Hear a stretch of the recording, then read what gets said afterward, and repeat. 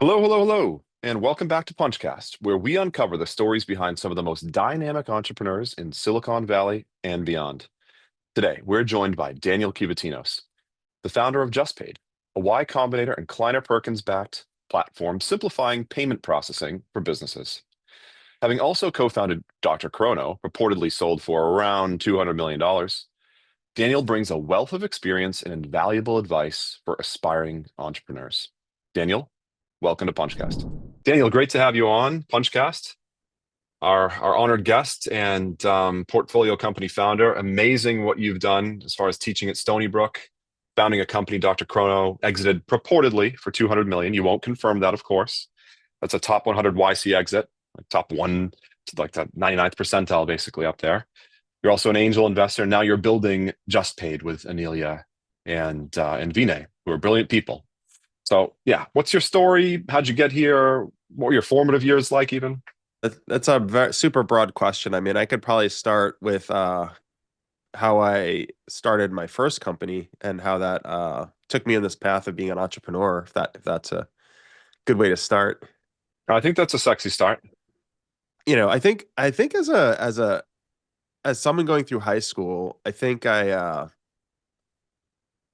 was one of these kids who didn't really feel like I was good at school in the early days, like in high school and before high school.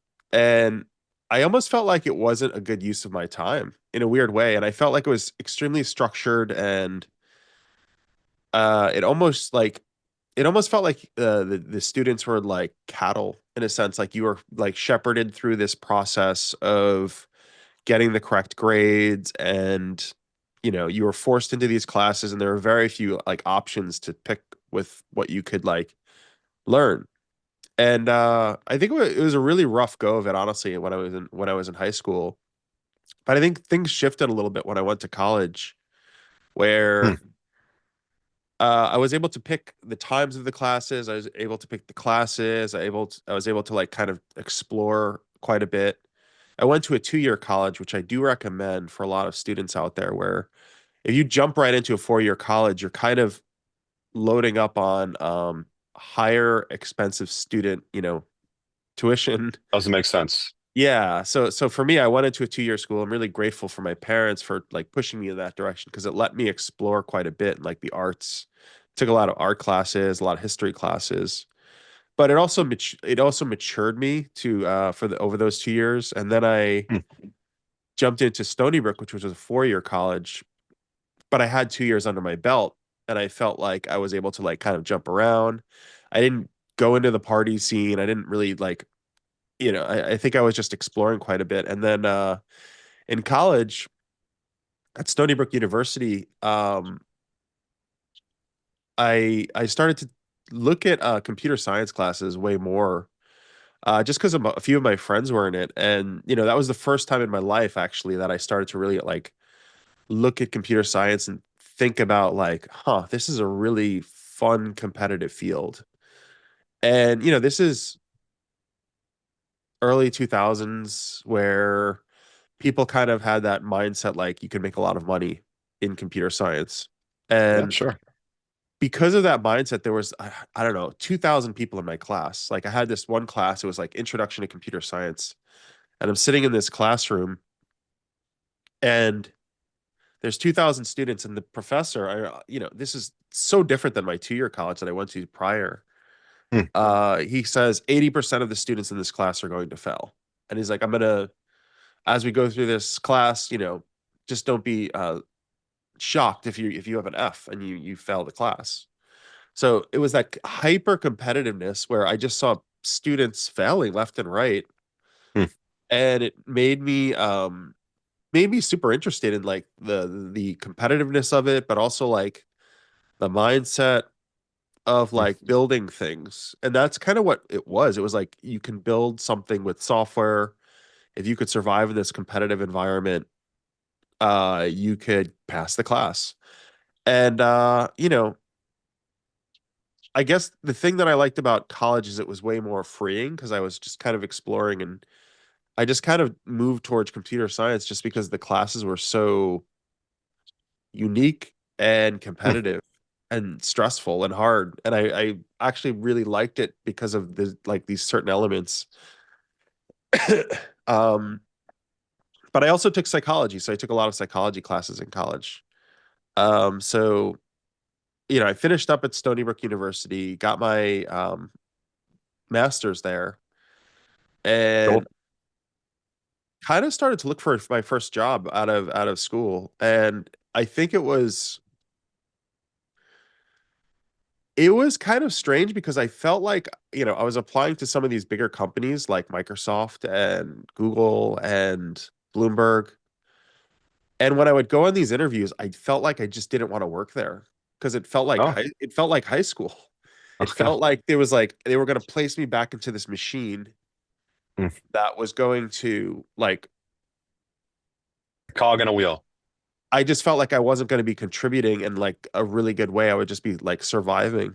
And this is just like, I don't know if everyone thinks this way. I'm like, I don't really want that life. And Hmm. they can sense that. Like, I think in some senses, I was just like not getting the jobs because I just didn't want to be like work there.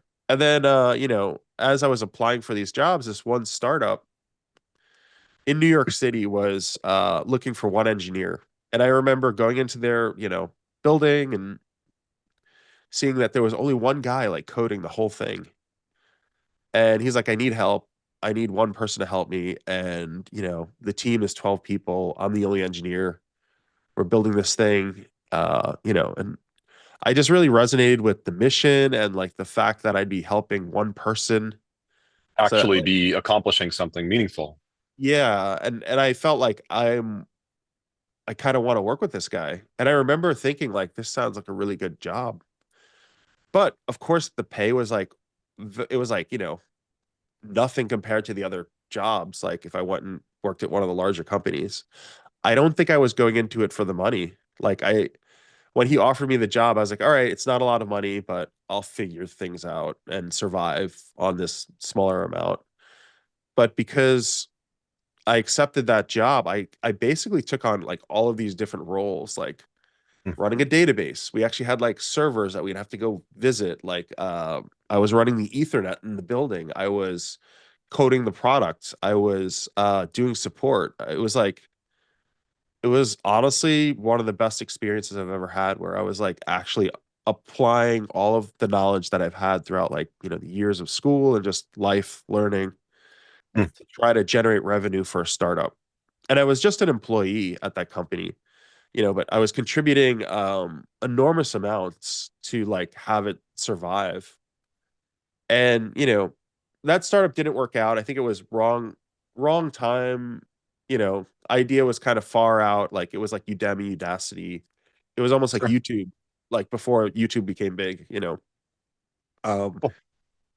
but it was that's what got me hooked, honestly, in like the smaller environment. I really like the smaller team environment. It feels like an exciting time where you can contribute a lot. Not to say that like a larger company is bad. It's just I felt like it was a political mess, a lot of larger companies, and it's like, do I want to go into those and fight those battles?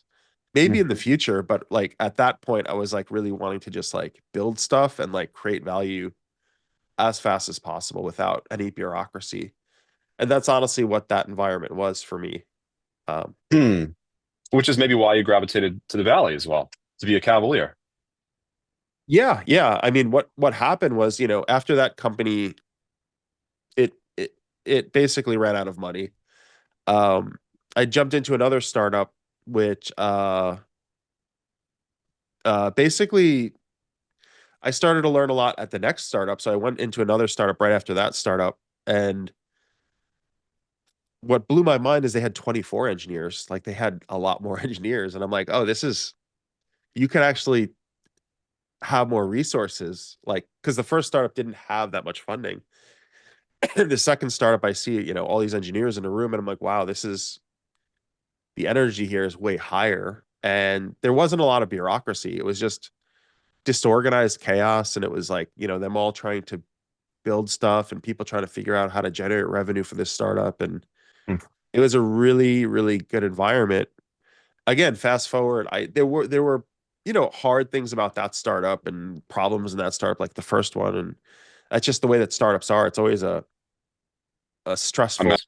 yeah, it's a mess. It's honest. Every startup is a mess, organized chaos in a sense. But Mm. um, the second startup imploded. Also, it was like 2008. Funding dried up for all entrepreneurs in 2008, and this company went through hard times, basically shut their doors. But I had two startups under my belt, like real life good experience in like learning from some of the smartest people at just they learned how to like live on their own. They didn't have to like live off like the larger company. Like I saw these people like trying to build value as fast as possible and they had no help. So, I'm sitting there jobless now because the second startup like went under. And I'm like, I know what went wrong in the first one. It wasn't mine. I know what went wrong in the second one. It wasn't mine. So I let's think mess up myself at the helm. Yeah. Oh, like I think communication is key. Like being really communicative and like you're gonna have to repeat yourself thousands of times. Like I think some founders assume that people know what they're thinking, and that's just wrong. Like it's never the case. Even the interns, you have to like explain and like talk about the vision and talk about like what we're doing, explain the technical details, go deep. Like the more a leader does that, the more like the team is armed to know what to do. And I noticed that in both those startups, there was like kind of a fuzziness to that part. Um, like what's the mission? Like what is the goal?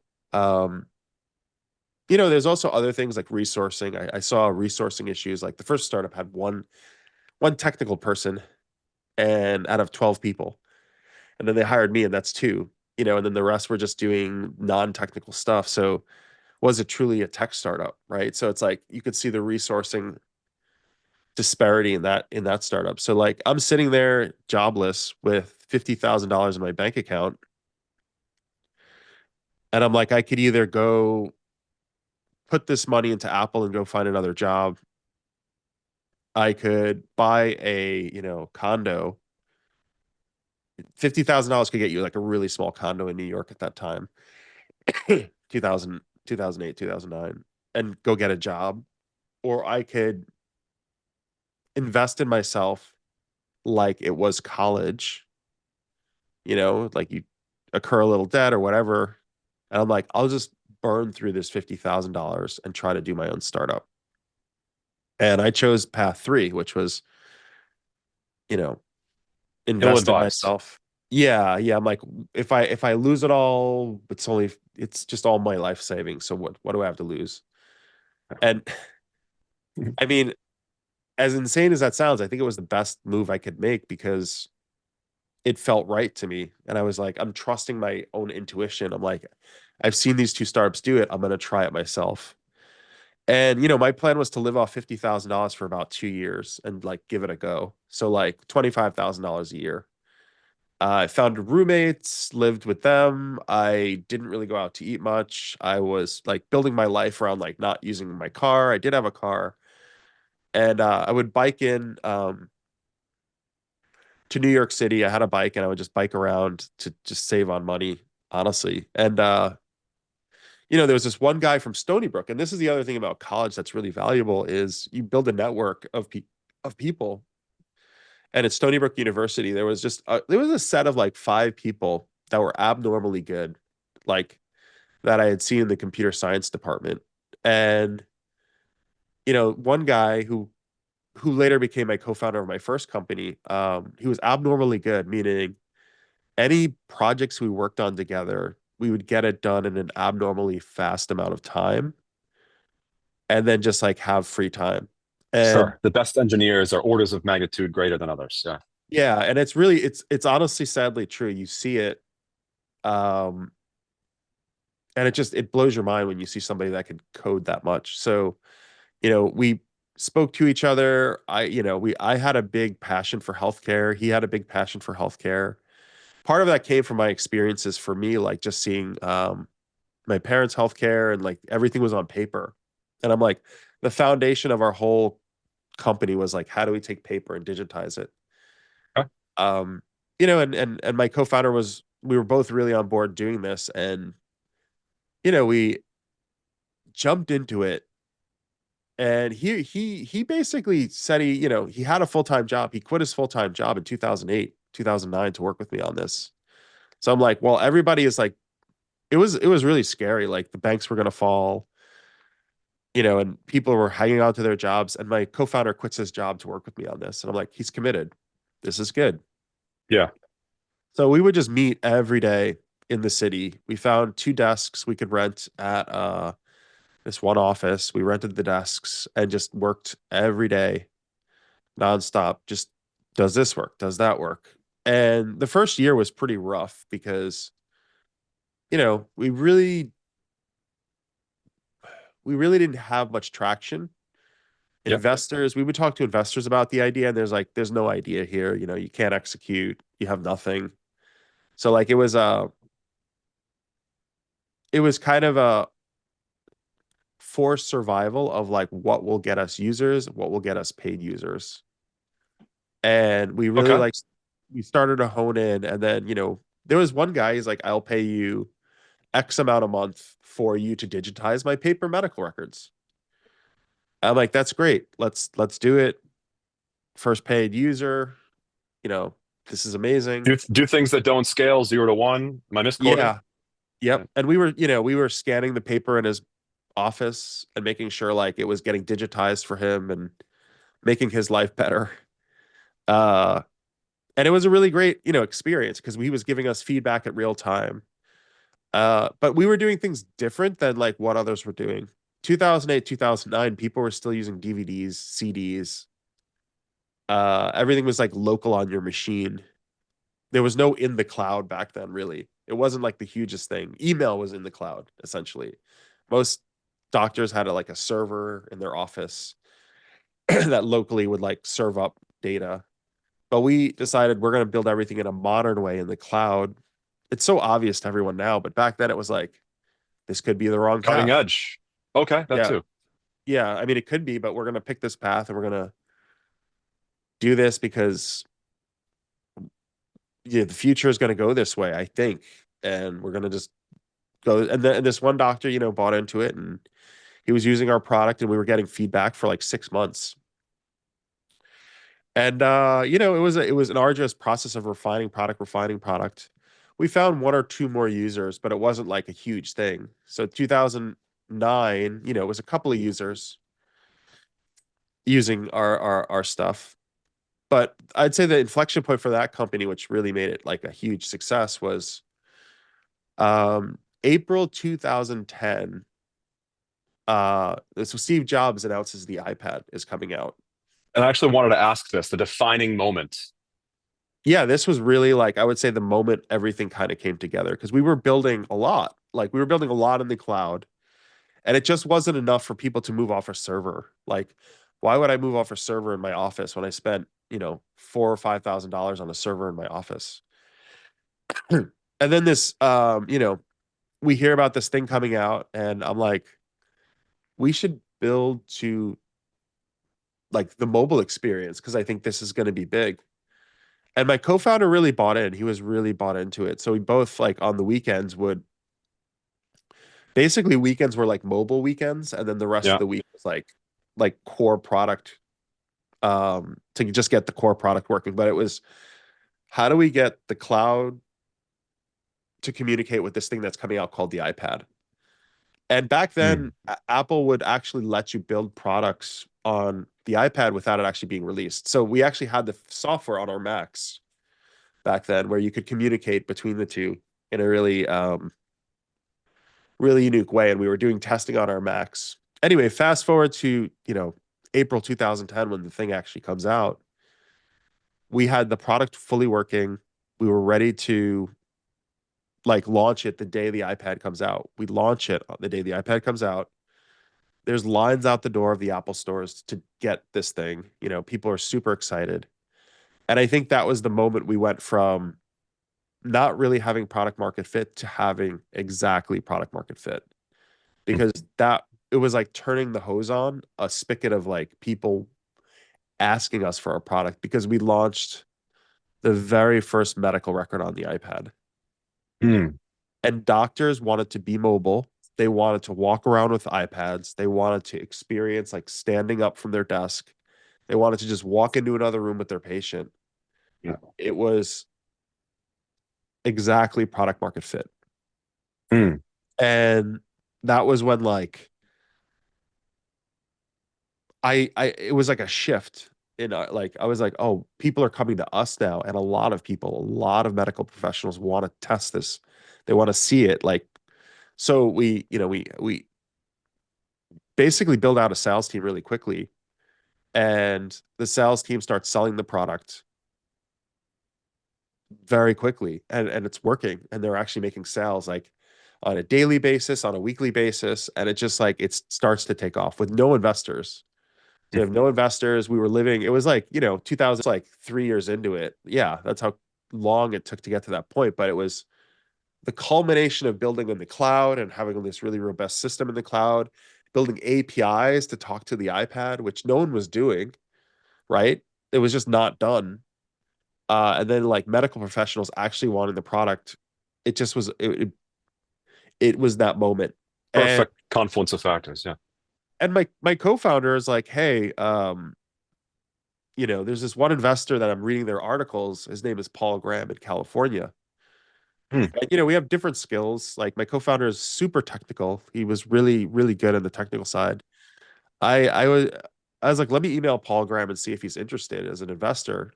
So I emailed Paul Graham directly, and he responds. He's like, "You're in New York. You're too far." Like, They uh, want people to build in the valley. I asked At him least, to at least come. nowadays they do. Yeah. Yeah, I asked him to come to our offices. I said, "Can you please come to our offices?" And he's like, "No, I'm in Silicon Valley. And I can't come out there." And that was essentially the email. And I'm like, well, then I sent him another email. I'm like, is there That's a anyone real flex. That's a huge flex to try and get Paul Graham in your office. Yeah. As like a back then? I didn't know who he was. I didn't know no. who he was, but I wanted him to see us at our two desks and our sales team. Like, if you see the people working, you would get excited. Like, if I went to his office, a lot of the investors were they're in their environment. They don't know what you're working on really. So like when you see the team, you kind of see what they're working on. You get a real sense immediately, like I'm going to invest or I'm not going to invest. But I I shoot him another email, and he's like, Alexis Ohanian will be in the area, so I'll have him swing by the office. I'm like, this is great. Alexis Ohanian comes to our office. He's the founder of Reddit, one of the co-founders. And he sees a team with no funding, a product that's featured in the App Store as the top number one medical app, and it's the first medical iPad app. He sees the sales team closing deals like right in front of him, and he's just like, "Why don't you come out to California and pitch this to Paul Graham and the team, Jessica Livingston, and maybe they'll invest in you guys." And I was really pushing hard because my co-founder really liked the investor. He's just like his articles are mind blowing. Yeah. And I remember thinking, it's gonna cost $5,000. That's gonna up our burn rate. And like literally, I was just like, that's gonna cost us 5 grand. I don't know if this is a good idea, but I'm trusting my co-founder's instincts to get this investor. And we fly out to California. We do go to this thing, like Y Combinator had this thing called Startup School, where they would take over a big room in Stanford. It was really cool. And I remember walking into this room before we pitched them, and I saw some of these amazing people. Like, I'm like, huh, they're all like us. Like, they're all trying to build something. This is like a thing out here. Like, I was shocked to see that many like entrepreneurs in a room together, all rallying around this like Y Combinator like group. And they had speakers come up, and I'm listening to the speakers. I'm like, this is a really interesting place. This seems like it's happening, and they're all trying to build stuff. And I'm like, maybe we should really try to get into this Y Combinator. I called it an accelerator. Paul Graham didn't like it being called that, but I'm like, let's try to get into this thing. And we practiced our pitch probably for like 12 hours straight. Whoa, Yeah, that's yeah. an investment. Then we go into Y Combinator's offices.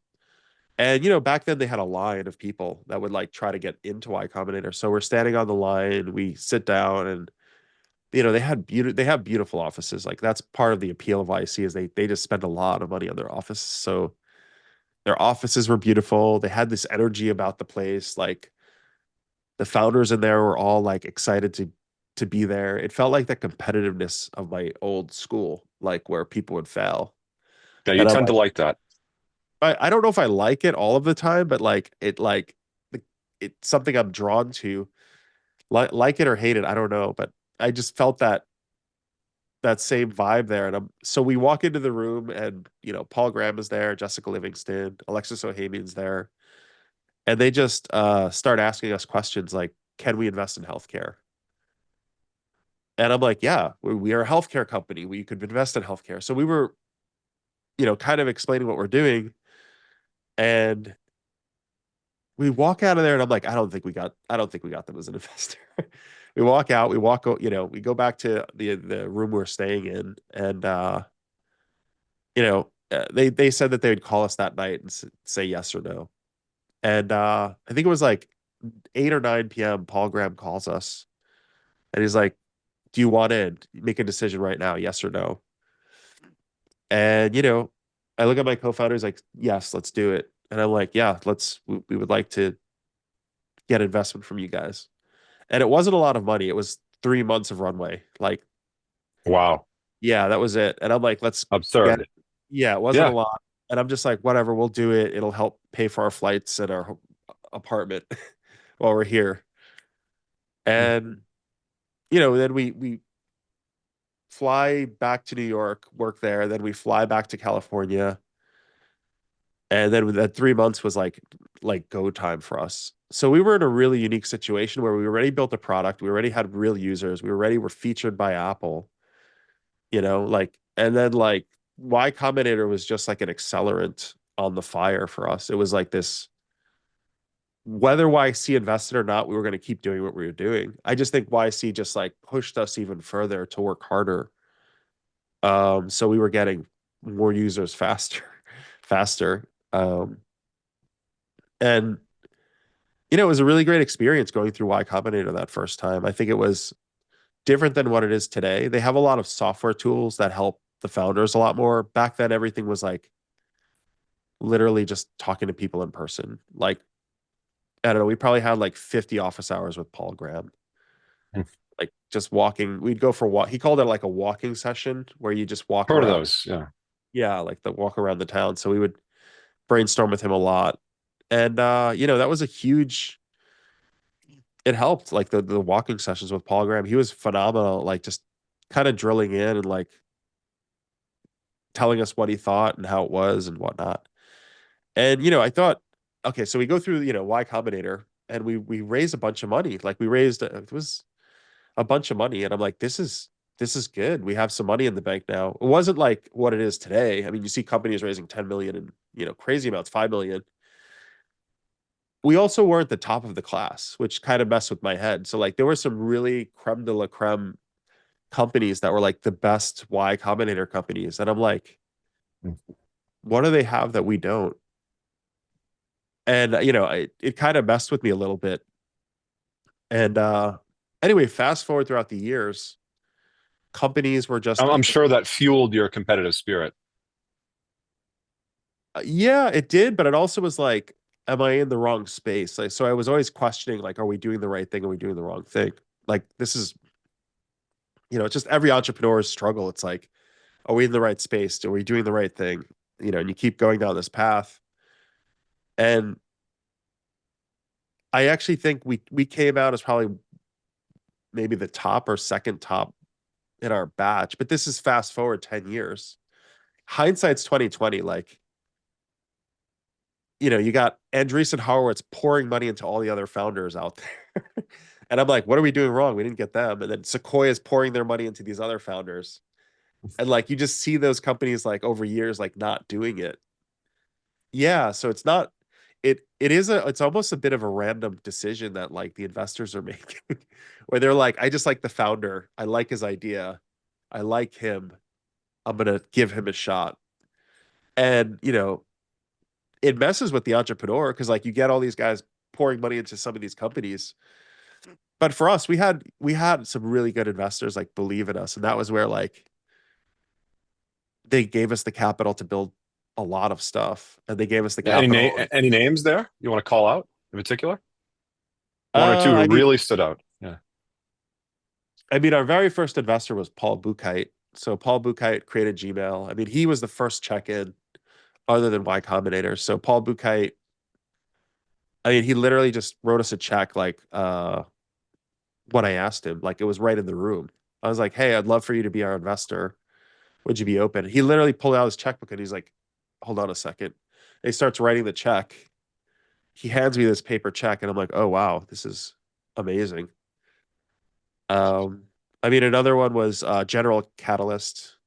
They were an investor of ours. Like they came in super early, Hermont and the General Catalyst team like believed in us. Others like Yuri Milder, uh, phenomenal investor. Like, you know, we had like a whole pool of really good investors that were just like I would pull on different investors for different help a lot of the time. So like we had a good set of really rock solid people.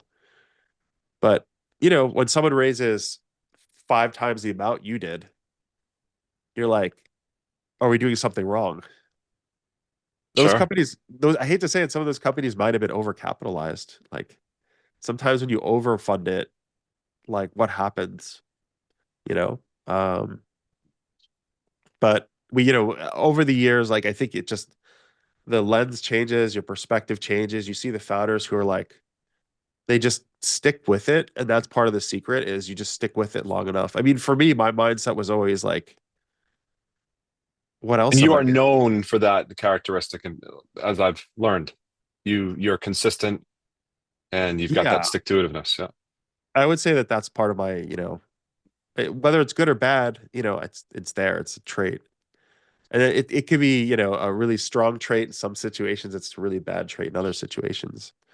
But you know, eh, you have to stick with something for a long period of time. I see a lot of founders who just like jump ship and they get scared and they're like, I don't have much money in the bank. You don't give up. You fight it out and you try to build the company. A lot of founders are like, I'm gonna give up. And I'm like, don't do it. Like success could be around the corner. Um, but yeah, that's some history on that company. yeah. And how did that shape any learning struggles? How did that all of those experiences collectively at Dr. Chrono, which again for the audience to remind them, purportedly sold for around 200 million. Not that Daniel will ever vouch, but how did that shape your building now at JustPaid? And did you have to throw out any preconceived notions or like during these walks with Paul Graham? I think that's actually maybe the most interesting thing for me now to learn is uh, what worked from him that you incorporated into your approach that challenged your thinking. He just kind of would cut through a lot of like the noise, you know. But I think this was also like it was also part of the DNA of our company before Paul Graham, which was, you know, how do we get a user and how do we get that user to use the product and how do we generate revenue? It's like honestly, those are the core things. And he'd cut through a lot of noise with founders who are like, they could just be talking about anything, and it's just like they kind of just go off on a rant. And if you're not getting users, if you're not trying to generate revenue, there's a lot of topics that'll come up that just will be meaningless. And I think he would hone people in. And this is YC before they invested in like electric jets, right? Like they were pure software companies trying to build things at a fast pace. Like maybe now when someone's trying to cure cancer or build an electric jet, they might have a different conversation than with like yeah, those types of companies. So like Paul Graham would do investments into like a company and they could iterate fast and they get users within like weeks. So like he would really hone in to be like, did you get that user? Are they using it? Are they generating revenue? And you knew he would ask those questions, and I knew he was going to ask those questions. But the primarily a lot of the walks were around that. I mean, we had also like, how do you build a company? Like, what's the team structure going to look like? We have this person who wants to do this. Should we do that? Our designer wants to do this. Should we do that? So there was a lot of like dialogue around like, I'd say team dynamics. I mean, that's another thing. It's like, how do you create a really good culture where people are working really Yeah, hard? I'd love to know what's it like working with your two co-founders right now at JustPaid. Did you select Yeah, them for yeah. any particular reason? Complementary Yeah. skills? I mean, honestly, like part of it had to do with like working with them in the past. Like Analia, I'll give you an example with her. Like she really wanted to like work with Y Combinator companies. I don't know if you know too much of her history, but she was like, I'm gonna work for Y Combinator companies and I'm gonna do accounting for them. And then maybe I'll land a full-time gig with one that I really like. And she, in that process of trying to find that company to work for full time, she amassed like a huge set of Y Combinator companies as her clients. And I just remember like the go-gettedness and like the way she was operating. I'm like, this person is not afraid to make sales. They're telling you to your face, like, this is how you need to run your company to make it like scale. Um, she was willing to like come in and basically like not get paid. So there's another thing. It's like she was like undercutting other people, like the huge accounting firms, like just coming in. She also saw something in YC that other accounting firms didn't. Like they really didn't like go after Y Combinator in the past, but she did because she saw something there. So like our company was working with her and she was using, she had us and she had Parse, which sold for $100 million. She had TaskRabbit, which sold to IKEA and there's a whole slew Mhm. of names. But I just remember thinking like she's really like a powerhouse of her own. And I'm like, maybe one day we'll work together in something, but whatever. We'll just keep, working together now. And um, so I just remembered that and then kind of left it there while she worked with us for at my last company. And then Vinay, you know, he was an engineer that people just liked. And I think he was just really like hardworking, honest, and someone that I just remember people like really liked working with him. But I mean some history on like me is like I sold my company and I moved on at some point and I remember Vinay posting something on LinkedIn and it said, looking for my next thing. And he's basically looking for his next role in like a startup. And I'm like, let's meet and have a conversation and we'll see if there's something here. We kept meeting and I was like, can we build something together? And we were kind of racking our head. We wrote all these ideas down on like maybe like what we could build. And I wasn't 100% in like I didn't have 100% conviction that we could build some of the stuff I was talking about. I was like, either we don't have the expertise, the market's not big enough, or I don't have the passion, or like we were And again, you're racking. an exited founder. You've got lots of credibility to right, that your opinion has gravitas. Yeah, I mean, I think it's just trusting your gut. Like, it's like if a founder just trusts their gut, they should be way more like things work out. They tend to work out more. So it wasn't like experience. It was just like you go through your own thought process. Is this something I want to do? You go through that, and I knew the reality is it's going to take time to build something. So I'm like, if I'm going to go through that process, what's going to be the thing? Anyway, me and Vinay have been talking for months, and then Analia, she's like, can we talk? And I'm like, sure, let's talk. And, we get on a Zoom call and she starts having a conversation with me about how she wants to build a startup. And she, has this idea. And I saw the idea really quick. And I'm like, I see what she's talking about. And I see something here. And I'm like, I know she has skill sets to bring to the table that I don't have and Vinay doesn't have. Vinay is very technical. I've seasoned entrepreneur. She brings like a deep financial expertise that we don't have. And I'm like, that between the three of us, there's something there. And, I basically brought it up to Vinay. I'm like, hey, this person and Alia, they've never met, and I'm like, this person and Alia, who I worked with for years, I think she's like the right person, like the third person for the company. And Vinay was really bought in really quick, and he's just like, yes, let's do it. And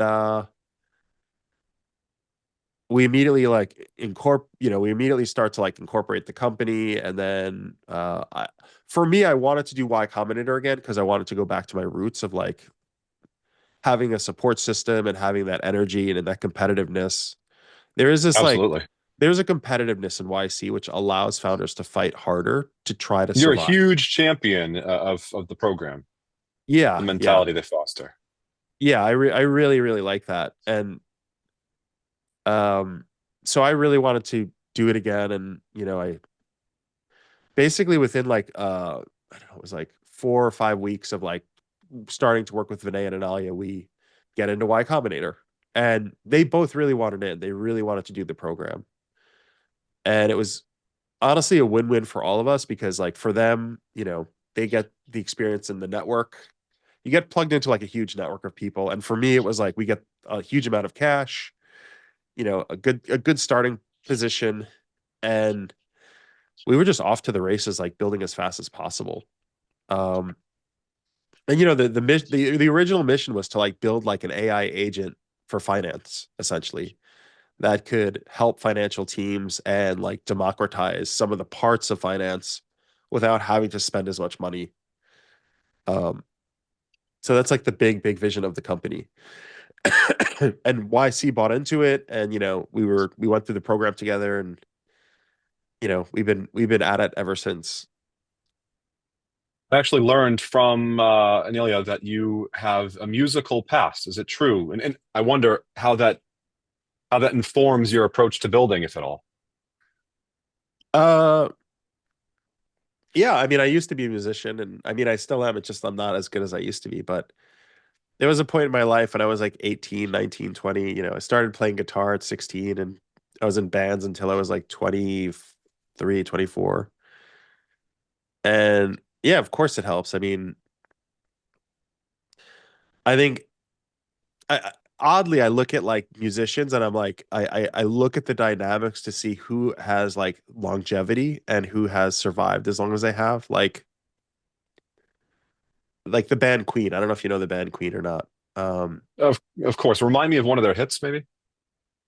uh like Bohemian Rhapsody. Of course. This is the guy. Yeah, Freddie Mercury. Yeah. Right. Yeah, yeah. Like why that band kind of fell apart was because the incentives weren't aligned like appropriately, and they didn't kind of respect each other. So I'm like, you learn from bands. The bands are like startups. It's very similar where like if the dynamics are off, if the incentives are off, the band might fall apart. So like in that band, if you write the song, you get the money. That was the way that band operated, which is really brutal. So they had like really bad incentives where like if Freddie Mercury writes a song, he gets that money and the other band members don't. Mm. That's brutal. And then you have other bands like Metallica, which is, you know, they get paid. I don't know if you know this, they get paid equally across the band. Even though the bassist came in, whatever, 20 years later, he's getting paid for all of whatever they work on together equally. So like I they wrote a learn. report on them in the sixth grade. Yeah, Jason Hetfield, Lars Ulrich, so forth. Yeah. Yeah, yeah, yeah. I mean, they're huge, but like, why does that band survive? Like, why are they still around? I think there's a mutual respect. The incentives are set up appropriately. There's something that's working there that's like letting it like work. And I'll tell you, like, if you follow them, I don't know if you know Justin Newstead. Do you know him, the old bassist? I mean, part Yeah, of the reason vaguely. part of the reason why he left Ride the was, Lightning, Master of Puppets, the Black Album. yeah, they had one bassist leave the band. And part of the reason was is because their incentives were set up in a way where he couldn't write music outside the band. So like sometimes those incentives will break a team, break a company. And I look at I look at companies and I'm like, why did this executive leave? Like, why did that person leave? Like, why? I'm always asking myself those questions because there's always an underlying thing there that, like, I mean, maybe it's like burnout or exhaustion or like just, they want to retire. Those are things, but sometimes it's just like structures aren't and incentives aren't set up right. So like being a musician, I learned a lot of that and I brought that into the company dynamics where I'm hyper alert of like what's going to align everybody to like to build something really big. Um, Super cool. And how about investing? You're an angel investor as well. yeah, I mean, I'm not super active as an angel investor, honestly. I'm more of a builder, but you know, I've done some investing in the past, but it's not like I'm like you at Punch Capital. You're Okay. hyper Yeah, yeah. active. Yeah. Right, right, for sure. And I was just thinking, how might these orthogonal, yeah, these hobbies, these other interests inform to the core how you operate your company in any regard? What about if you were to invest and it was a moonshot? I know that doesn't sound so practical, but let's say it had the right people behind it and you could back it. All right, what in fintech maybe or in healthcare? What would that look like? I mean, at the early stages, it's all about the people. So, you know, I think it is hard to tell who's going to be successful and who's not. Like for me, um, I'll give you an example of a company I wished I invested in, and I didn't, and I should have asked them. Like there was this company called PlanGrid, and I remember trying to help them get into Y Combinator. You know, who knew that they would have an $800,000 exit? I'm sorry, $800 million exit. They had an $800 million exit, and I'm like, I should have seen and been more bullish and maybe made an investment in their company. But Mhm. part of my thinking is like I need to focus on what I'm building so I don't actively invest. So it's a double-edged sword, but I saw something in them. Their personalities were just there was a good dynamic in that company, but like broadly, you don't really know who's going to win. And I think it's just looking at, teams and just saying like this team seems like it's a really good team or that team. Um, I mean, for me, honestly, like hearing other people's feedback also on like on companies, like one of the investments I did make, I asked my wife, I asked her like, who should I invest in?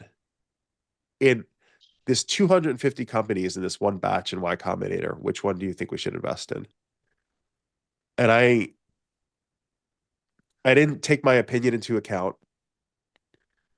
And she picked the company, and I said, all right, let's put some money on that company. And they're doing well. They're like actively like, they're cranking it out. So like I had, I don't know if YC operates this way today, but like in YC, you could pick a company with all the other partners disagreeing. That's the way it used Mhm. to operate. I don't know if you know that. I was not aware. Yeah. So the way they think about it is if you like a And maybe company, maybe someday you could be a visiting partner. I mean, maybe, definitely possible. I mean, could see how life goes on, but in YC, they basically have this rule that if you Shane like this company and every other partner thinks it's a bad idea, you still get to invest, which is Hmm. really crazy but awesome at the same time. Firstly, back to Apple. What's it like knowing Steve Wozniak? Oh yeah, I mean, I don't know him that well, but I think I mean he's an icon in the industry. So like whenever he talks, I feel like he actually really gets startups. So like whenever I hear him talk, it resonates like greatly with me. So he's like honestly an inspiration. And I think what was nice is we got him to give us like a pep talk right when we started the company, which was like hugely inspirational. Love to have him as an investor, but I think he's just super busy. So I'm like, let him do his thing and, live his life. But, he's the guy who built one of the best companies in the world. So I'm super fortunate to even know him, which is awesome. And that's the thing about Silicon Valley is when you're here, a lot Hmm. of these people are they're kind of obtainable in a sense, like you could at least get a conversation with someone as they're, you know, walking their dog down the block or going on a hike or in the supermarket. Like, I've been to a supermarket and Mark Zuckerberg is walking in the like one area of the supermarket, or I went on a hike and Reid Hoffman was like on a hike with one of his friends. So it's kind of a micro bubble in that sense. There's a lot of accessibility here. Yeah, to say the least. Yeah, cool soundbite there. What about a favorite book of yours? Anything come to mind? Um, Favorite book. I read so many. I think let me see if I could pull one up for you really quick. Please and Reading one thanks. reading one right now. Every few months I read a different book, but Amy, who used to be the executive coach of Y Combinator, she had a book recommend. If you go to her site, she has a bunch of book recommendations, and I was talking to her, and she's like, "Here's some of the books you should read." The one I'm reading right now is called Stolen Focus by Joanna Harry. And he basically, it's a way to sustain the stress level of running a company. Essentially, that's like her theme in this book. It's like, how do you run a company for a long time without burning out, essentially. So Stolen Focus is the book. That's a really, really good book about just like how the world is designed to like honestly capture your attention, and sleep goes down and people kind of just burn out over time just because of all of the stolen focus. Hmm. All right. And what if you were invisible for a day? How would you use that superpower? What would you achieve? That's a crazy, crazy question. It depends on my mood, depends on where I'm at.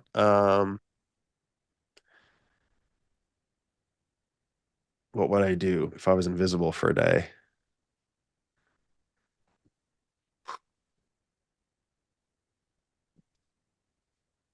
I think I would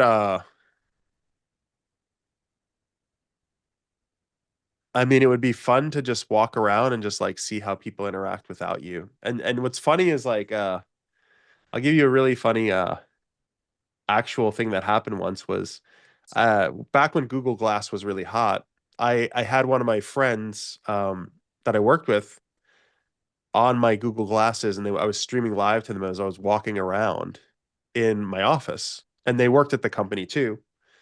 And what's really funny is they were like, nobody interacts with me like that. I can't believe it.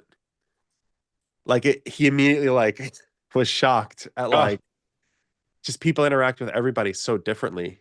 And he's differently. like, Oh, wow. yeah, yeah. So Oh. I'm sure it would be like that where you don't, if you were around your family or friend Shane or business colleagues, you just learn a lot just being invisible. Um, but I don't know. It depends on my mood. Maybe I'd walk around San Francisco. I don't know. So Nice. maybe yeah, yeah. Yeah, cool. Super cool. And what about the time machine question? But in this sense, what would you, if you had to go back, what would you change from the past? What would I change?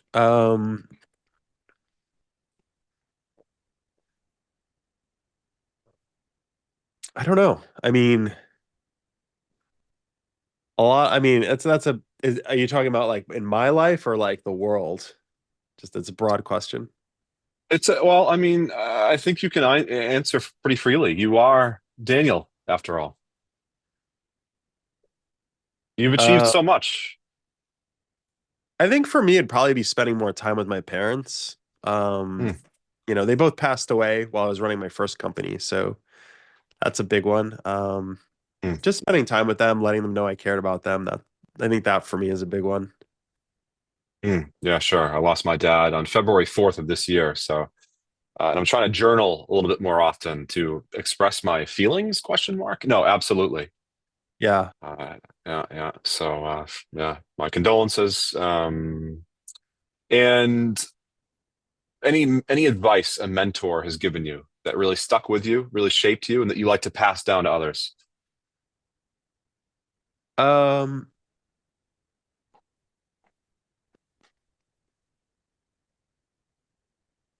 I think Brian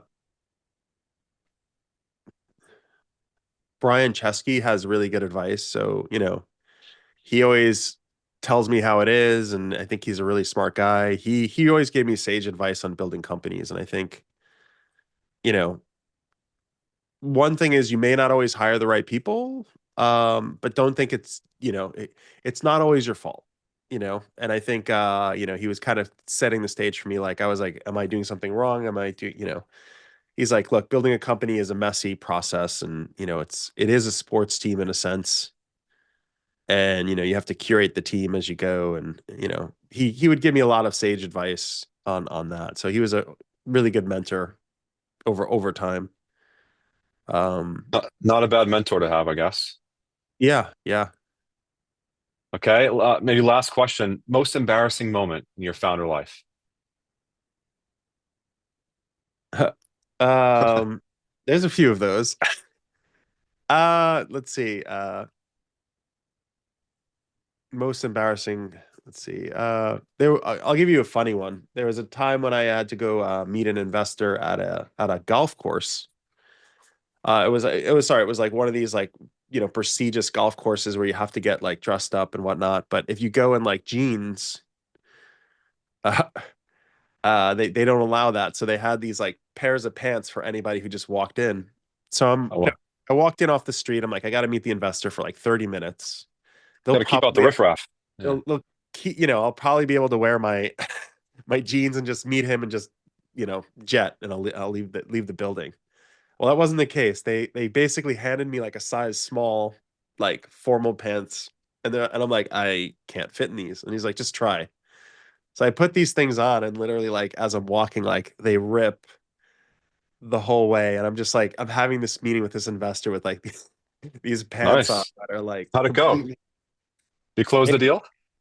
it was more of just an informal meeting, but it was definitely what for me more embarrassing. I don't think he even noticed, but of course I was just hyper aware that like my whole entire area was just ripped open. And so that was a pretty embarrassing moment, that one, which I've never told Cool. anybody. So you're the first Oh, person. there we go. Hey, great, great. Yeah, nice. Well, Daniel, it's been amazing to have you distill all of your insights learned over decades of building startups. Some successful, some not. You've lived through it all. Got the stories to tell, surely. And as a Y Combinator alum and a pretty revered one, pretty well respected one, um, it's been an absolute pleasure and honor to have you on Punchcast. Awesome. It was a lot of fun, Shane, and thank you so much for having me on.